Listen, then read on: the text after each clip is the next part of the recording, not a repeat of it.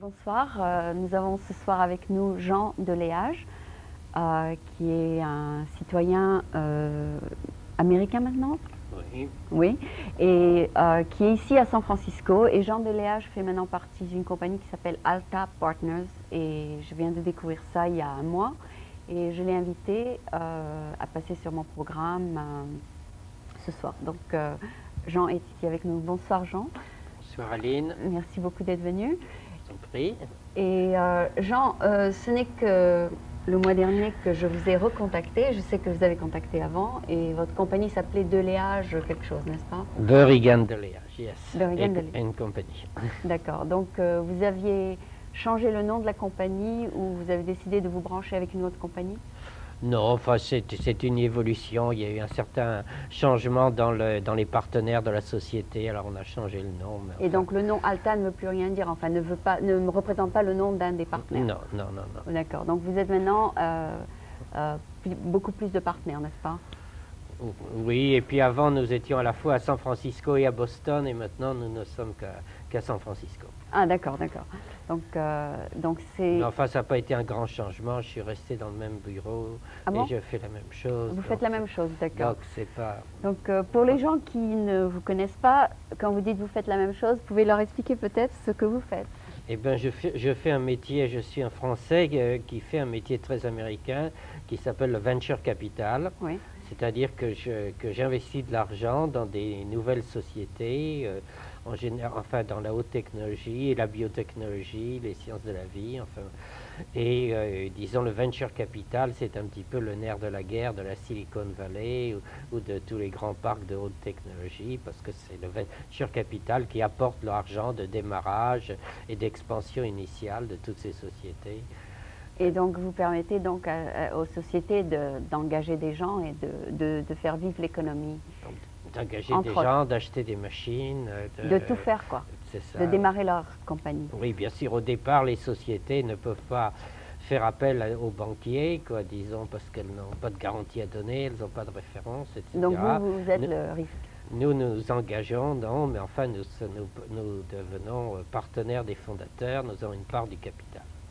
Ok. Est-ce que vous êtes le genre de venture capitaliste qui veut être dans la direction de la compagnie aussi? Dans la direction, non. Non, nous n'avons pas de poste de président, de vice-président, etc. Mais nous sommes nous sommes très souvent au conseil d'administration. D'accord. Et en général, enfin, les conseils d'administration dans ce type de société aux États-Unis sont assez actifs. Mais nous restons dans ce rôle d'administrateur. Ah d'accord. Et donc vous avez un rôle quand même de supervision. De supervision, et puis bon, et bien, et disons le nœud d'un venture capitaliste est un peu de savoir qu'est-ce qui fait le succès d'une nouvelle entreprise ou qu'est-ce qu'il ne faut pas faire. Alors on essaie d'apporter notre expérience. Certainement, on aide les sociétés à lever de l'argent quand elles en ont de nouveaux besoins. On les aide beaucoup. Bon, et ce qui fait le succès d'une nouvelle entreprise, c'est bien entendu ses idées, sa technologie, mais c'est les gens qui la dirigent. Donc, dès le départ, nous tâchons d'investir dans des gens exceptionnels, des gens qui ont la pêche et qui sont très compétents. Et par la suite, eh bien, on les aide à accroître leur équipe, à acquérir les compétences que la croissance de la société demande. D'accord. Donc, en tant qu'investisseur, jusqu'à présent, je suis sûre que vous avez beaucoup d'expérience, je pense. Vous avez au moins 20 ans d'expérience là-dessus? Oui, un peu plus en fait, presque 30. Ok. Donc avec vos 30 ans d'expérience, est-ce que vous pourrez dire que vous avez un certain flair pour les bonnes compagnies? Qu'est-ce qui fait une bonne compagnie? Est-ce que vous pouvez peut-être nous donner votre conclusion de vos expériences? Ah ben vous savez, le débat entre le flair et l'expérience, maintenant j'ai de l'expérience, mais je ne sais pas si j'ai autant de flair que quand je commençais. Enfin, il faut essayer d'avoir les deux. Il faut essayer d'avoir du flair, mais il faut aussi faire du travail avant de prendre une décision, avant de se jeter à l'eau. je crois que comme je disais il y a une minute, je crois que les sociétés doivent avoir des grandes idées. Et on vit dans un monde où ici en Californie où la technologie, que ce soit dans l'information technologie ou la biotechnologie, évolue tous les jours dans les universités, dans d'autres sociétés. Donc il y a beaucoup d'idées en l'air. Et c'est là que se trouvent les idées nouvelles sur lesquelles on peut monter une nouvelle entreprise. Mais ce qui, encore plus que les idées, ce qui fait le succès d'une entreprise, c'est les hommes. Alors, il faut des gens exceptionnels, il faut absolument des gens exceptionnels qui dirigent une entreprise, qui ont beaucoup d'énergie, qui comprennent les enjeux qu'une création d'entreprise comporte. Alors, enfin nous... si quelqu'un vient vous voir avec une bonne idée mais n'a pas tellement d'expérience, comme vous dites, de business, vous leur donnez donc le backup pour avoir ce genre de gens avec eux, c'est ça?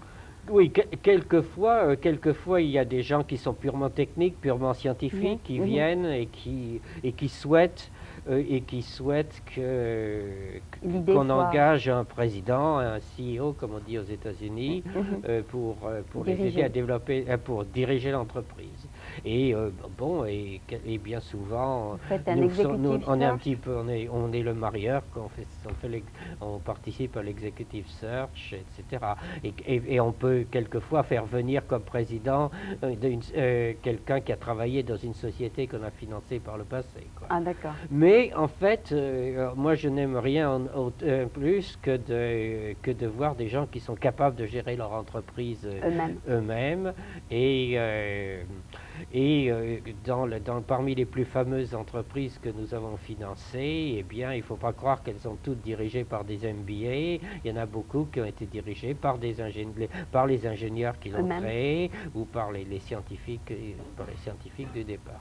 D'accord. Mais enfin, mais néanmoins, quelle que soit la personne qui dirige, ce qui fait le succès d'une équipe, c'est les hommes et c'est la notion d'équipe. Hein. Et ça, en France, on parle souvent de l'individu génial qui a fait ceci et cela.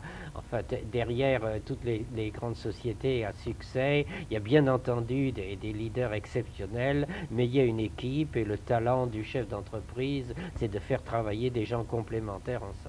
Oui, d'accord. Et est-ce que quand vous regardez une idée, vous avez aussi des consultants qui vous aident à mieux comprendre l'idée, ou bien est-ce que votre background vous permet de comprendre toutes les idées que vous recevez? Oh ben oui, quelquefois on a besoin de se faire aider par des consultants, bien sûr.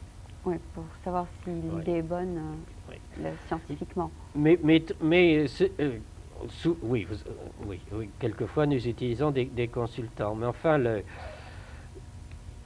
ce que nous faisons beaucoup, c'est nous regardons les antécédents des gens qui viennent nous voir. La question qu'on se pose, est-ce que les gens ont fait par le passé suggère qu'ils peuvent réussir dans le futur, dans ce qu'ils nous racontent qu'ils vont faire. D'accord. Et aux États-Unis, et ça, enfin, disons, si on compare avec la France, enfin, aux États-Unis, on peut beaucoup évaluer la carrière des gens, faire des checks, demander à leur ancien patron qu'est-ce qu'ils ont fait de bien, qu'est-ce qu'ils ont fait de moins bien, etc. À moins qu'ils soient toujours des collègues.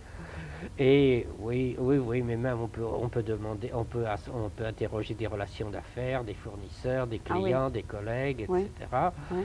Et aux États-Unis, c'est assez facile d'obtenir des renseignements qui sont faits, mais enquête. C'est de faire une enquête. Tandis qu'en France, cette approche est plus difficile parce que on fait beaucoup de références de convenance où il y a le secret des affaires un peu partout.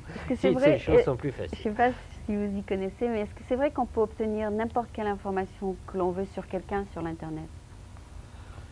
Écoutez, je vais peut-être vous décevoir, mais je ne suis pas encore moi-même un grand utilisateur d'Internet. Alors, j'ai des partenaires qui sont des gourous de l'Internet, mais moi, Donc, vous ne faites pas vos searches à travers l'Internet? Ou bien quelqu'un les fait pour moi, mais c'est pas moi. C'est pas vous. D'accord. Je voulais peut-être vous demander juste pour attirer l'attention des gens, Est-ce que vous pouvez mentionner le nom d'une compagnie très très connue que vous avez aidée? Oui. Alors, enfin, moi, j'ai commencé dans ma carrière dans l'information technology, dans le computer électronique, etc. Mais j'ai assez vite bifurqué vers la biotechnologie. Mhm. Et aujourd'hui, je suis spécialisé totalement dans la biotechnologie. D'accord, parce Là, que vous avez un background dans la médecine? non, non, j'ai un background, je suis ingénieur en électricité. En électricité. Mais en fait, ça s'est passé, disons, au début de ma carrière en France et aux États-Unis. Donc, j'ai fait pas mal d'affaires dans le domaine de l'informatique. Donc, vous demandez des noms, Tandem, enfin, c'est des noms qui sont déjà anciens maintenant, comme Tandem Computer, or Printronics, or Tendon Magnetics. Tandem Computer, c'était vous? J'ai été un des investisseurs du départ, oui. Ah ouais, d'accord. Mais quand je suis arrivé à San Francisco en 1976, je n'étais pas... J'avais un petit budget, je ne travaillais pas pour Bergen Deliage ou Alta Partner, mais pour une société française, Sofinova, dont j'avais été un des fondateurs à Paris. Qui existe toujours d'ailleurs. Qui existe toujours et qui travaille très bien, et disons, et j'étais venu pour fonder la Sofinova aux États-Unis. Ah d'accord. Et j'avais un petit fonds, j'avais pas beaucoup d'argent, j'avais pour payer un loyer dans un bel immeuble de bureau de San Francisco. Alors j'ai trouvé quelqu'un qui partagerait pour partager un bureau, et je suis tombé sur un jeune garçon blond qui avait l'air très gentil, et nous avons décidé de partager un bureau. Ah ouais? Et ce jeune garçon blond se trouvait être Bob Swanson, qui était le fondateur de Genentech, et donc de la biotechnologie, de l'industrie de la biotechnologie en 1976. Donc j'ai partagé des bureaux pendant 3 ans tout à fait par hasard avec le fondateur de l'industrie de la biotechnologie. J'ai bien entendu investi un petit peu au début de Genentech, et mais surtout vivant avec lui, eh bien, j'ai appris pas mal comment on monte une société de biotechnologie. Alors, les sociétés les plus connues que j'ai financées sont dans le domaine de la biotechnologie, à commencer par Genentech, mais aussi Chiron, qui est sur la liste B, ou Agoron à San Diego, et pas mal d'autres. Oui, Chiron, ils ont très bien marché aussi, oui. Donc vous étiez... Quand vous investissez, donc un venture capitaliste prend un fonds qui est donné par des private investors et les met dans ses ventures, et lui-même il a une part, n'est-ce pas? Oui. Enfin, disons maintenant, il y a beaucoup d'argent dans le circuit du venture capital, ce qui est très bien. Grâce à ça, la Silicon Valley se remplit. Oui. Mais la plupart il y a bien entendu un peu d'argent privé, mais enfin, la grande majorité de nos sources de financement, c'est ce qu'on appelle les pension funds. Ah oui. Les fonds de pension, qui veulent investir dans le venture. Qui veulent investir une petite partie de leur disponibilité dans le venture capital. Et donc vous faites appel à ces pension funds? Oui, c'est ça. Disons, nous gérons pas mal d'argent de CalPERS, qui est peut-être le plus grand pension fund du monde, qui est le pension fund de l'État de Californie, des employés de l'État de Californie, ainsi que d'un certain nombre d'autres pension funds. Mais c'est ça la source primaire du venture capital, la source la plus importante. Ah d'accord. Pas seulement pour vous, pour beaucoup d'autres. Pour beaucoup d'autres. Pour beaucoup d'autres? Oui. Ok. Alors donc on reçoit de l'argent de ces pension funds, ils nous le donnent, ils nous disent gérez-le dans 10 ans pour pas plus de 10 ans. Alors donc on investit cet argent dans un certain nombre de sociétés, dans un fonds, on investit dans une trentaine de sociétés, et puis le jeu, c'est quelquefois on perd, mais enfin pas trop souvent. Et quand on gagne, on peut gagner pas mal. Et après, on rend l'argent à notre pension, à nos apporteurs de capitaux, et si ça a bien marché, après ils vous en donnent et on recommence notre fonds. D'accord. Et en général, pendant 1 an, combien est-ce que vous pouvez aider comme compagnie? Le nombre de compagnies que vous pouvez aider par an? Enfin, d'abord le mot aide, oui, on les aide, mais enfin, Investir. on investit, on n'est pas des philanthropes. Non, enfin, vous investissez dans ces compagnies qui ont besoin de votre aide, je devrais dire. Combien de compagnies est-ce que vous fundez, comment on dit en Dans laquelle français? vous investissez, combien, disons notre société qui est assez importante, on investit dans une 15 à 20 sociétés par an. Par an, d'accord, donc au moins un par mois.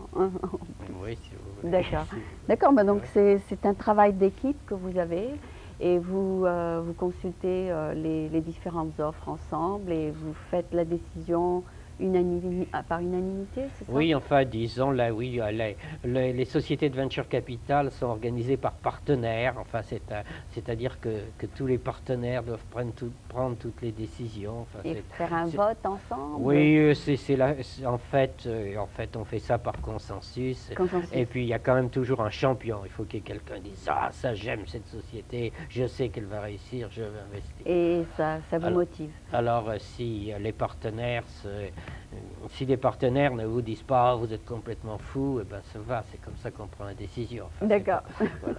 D'accord, donc c'est quand même, c'est un peu joué, c'est quand même exciting, parce que vous prenez un risque, c'est un peu la loterie, c'est un peu le jeu, quoi. Ouais. Mais aussi, c'est un jeu qui vous donne de la satisfaction parce que vous montez une entreprise.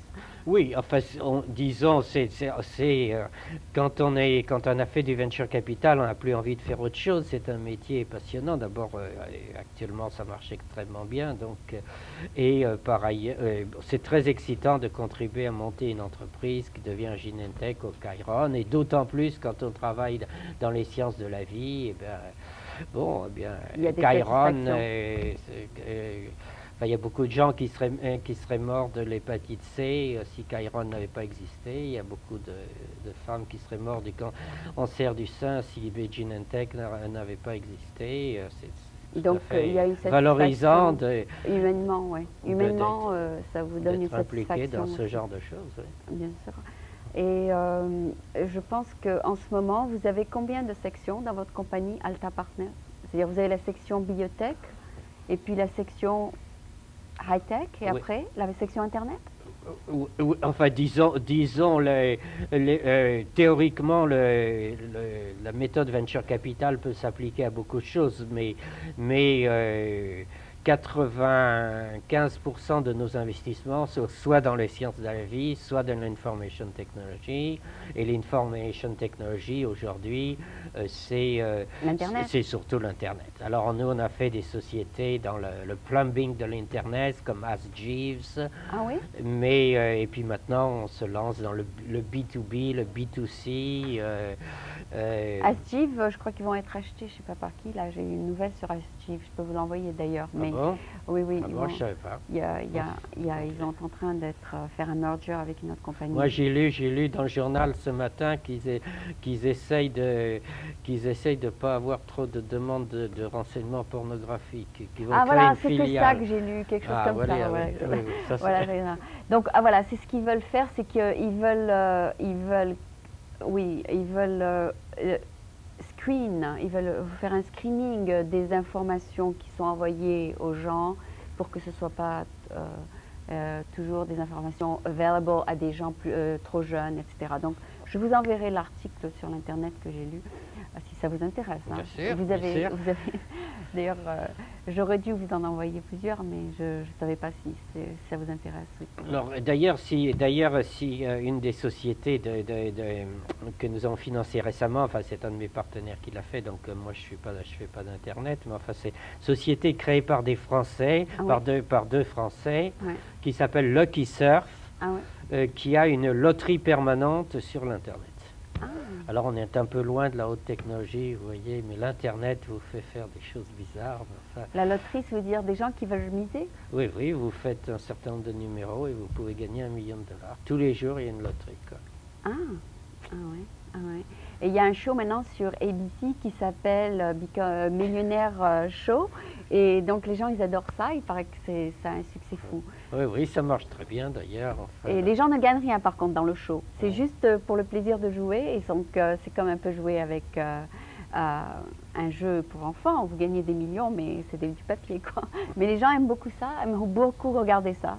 Parce que c'est juste l'excitement de gagner, même s'ils ne gagnent rien. On est toujours à l'esprit enfant. Parce que quand on est enfant, on veut ramasser beaucoup de papier, on croit que c'est de l'argent, mais c'est du papier. Mais enfin, c'est toujours le même excitement d'avoir du papier dans la poche. Bon, bah écoutez, je vous remercie beaucoup d'être venu. Je pense que est-ce que vous welcome des entrepreneurs à vous contacter ou est-ce que vous êtes ouvert à certaines compagnies en ce moment? Ben, nous avons de l'argent, donc on est prêt à disons, on est prêt à investir activement dans les mois qui viennent, que dans l'internet et dans la biotechnologie et dans les télécoms et un peu dans les matériel médical aussi, exactement. Disons là, je faisais allusion tout de suite à ces entrepreneurs français. Enfin, nous vivons un des autres aspects fascinants de San Francisco et de la Silicon Valley, c'est qu'on vit dans un monde où il y a des gens de toute origine, de toute nationalité. La Silicon Valley, c'est un peu les Jeux olympiques permanents de la création d'entreprises, et il y a des gens de tous les pays qui viennent. Nous avons investi dans notre histoire, dans des sociétés créées par des Anglais, des Chinois, des Italiens, de toutes les nationalités, un certain nombre de Français, mais oui. Enfin, nous souhaitons voir le plus possible de Français chefs d'entreprise. Mais tant mieux. D'ailleurs, je viens de lire, il y a 2 semaines, je crois, qu'il y a 52 000 millionnaires dans la Silicon. Enfin, c'est des millionnaires sur papier, hein. Mais c'est la plus grande concentration de millionnaires dans tout le pays, donc vous êtes dans le bon endroit là. Ah oui, mais nous ce qui nous intéresse, c'est les gens qui ne sont pas encore millionnaires, qu'on va aider à devenir millionnaires. Ah d'accord. Donc souvent, quand ils sont déjà millionnaires, ils n'ont plus tellement envie de travailler, quoi. D'accord, c'est vrai. Donc, je vous remercie beaucoup d'être venu. J'espère bien sûr que votre compagnie continuera à prospérer comme elle l'a été. Je pense que vous travaillez avec un fonds. Est-ce que c'est indiscret de vous demander le size du capital avec lequel vous travaillez par an? Est-ce que c'est disclosing? Absolument. Disons, nous investissons probablement à l'heure actuelle de l'ordre de 80 millions de dollars par an. D'accord, très bien.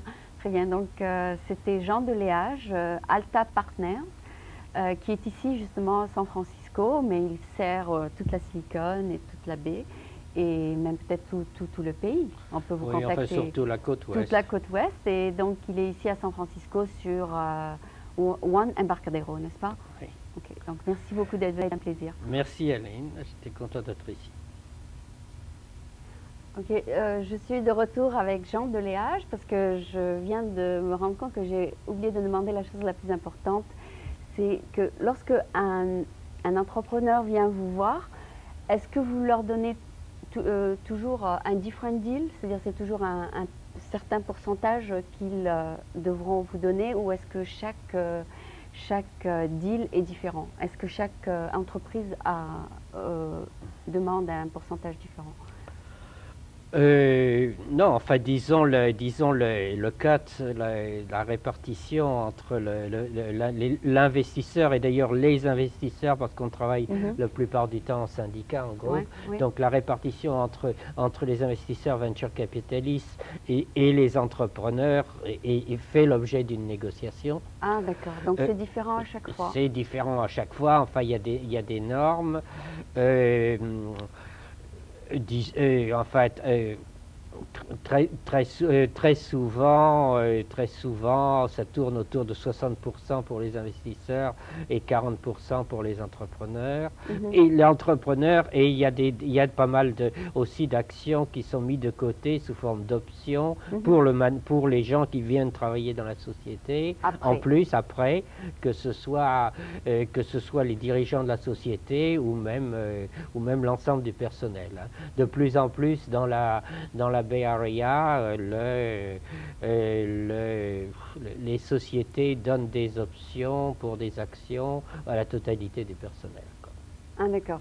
Donc, si une seule personne vient vous voir, vous ne pouvez pas donner à une seule personne 40%. Non, non, non. C'est pour toute la compagnie, n'est-ce pas? C'est pour toute la compagnie. Mais après, on créera d'ailleurs d'autres stock options qui dilueront tout le monde. Enfin, Ok, qui bénéficieront oui. pour tout le monde. D'accord. Si on regarde un peu fait des statistiques à partir au moment des introductions en bourse, il y a 25% au moment de l'introduction en bourse, il y a 25 à 30% des actions en général qui sont détenues par les principaux et le personnel en général. D'accord. Donc d'ailleurs tous ces fameux millionnaires de la Silicon Valley, c'est comme ça qu'ils sont devenus millionnaires. D'accord, donc je crois que j'ai un peu mieux compris la chose.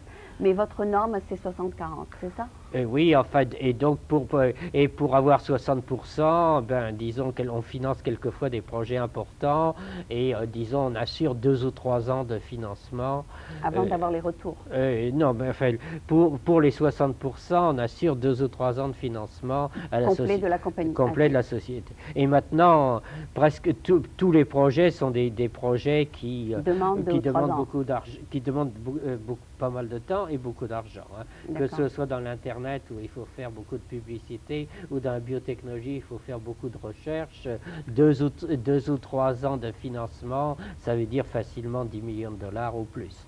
D'accord, et donc après 2 ou 3 ans, ils peuvent aller sur le marché public s'ils sont assez forts. Il peut y avoir d'autres tours de financement avec des venture capitalistes, et puis ensuite il y a la... Il pourrait y avoir un autre venture qui vous joint, c'est ça? Oui, oui, nous remettons de l'argent et nous